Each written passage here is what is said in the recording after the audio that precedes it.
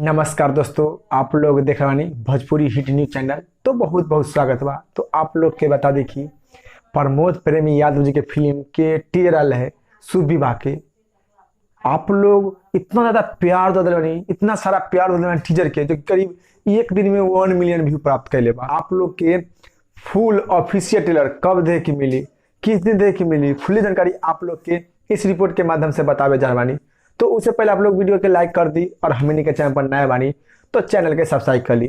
तो आप लोग के बता दी कि आप लोग के 6 से 7 दिन के अंदर में आप लोग के SRK म्यूजिक के यूट्यूब चैनल पर फुल ऑफिशियल ट्रेलर जो कि शुभ विवाह के आप लोग के देखे मिली। यानी 6 से 7 दिन के अंदर में आप लोग प्रमोद प्रेमी यादव जी के फिल्म शुभ विवाह के फुल ऑफिशियल ट्रेलर देख सकत बानी। तो आप लोग अभी तक जो कि शुभ विवाह के ऑफिशियल टीजर न देख ले बानी तो आप लोग इसी वक्त इसी टाइम जाइए SRK म्यूजिक के यूट्यूब चैनल पर और देखिए और देखा कमेंट बॉक्स में बताइए। और जिन भाई लोग जो कि प्रमोद प्रेमी यादव जी के फिल्म शुभ विवाह के ऑफिशियल टीजर देख ले बानी तो भाई लोग कमेंट करके बताइए आप लोग के टीजर देखे में कैसा लगल। और 6 से 7 दिन के अंदर में आप लोग के शुभ विवाह के फुल ऑफिशियल ट्रेलर देख के मिली।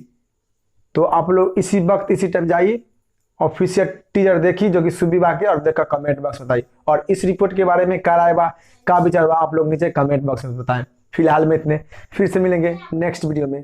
जय हिंद, जय भोजपुरी।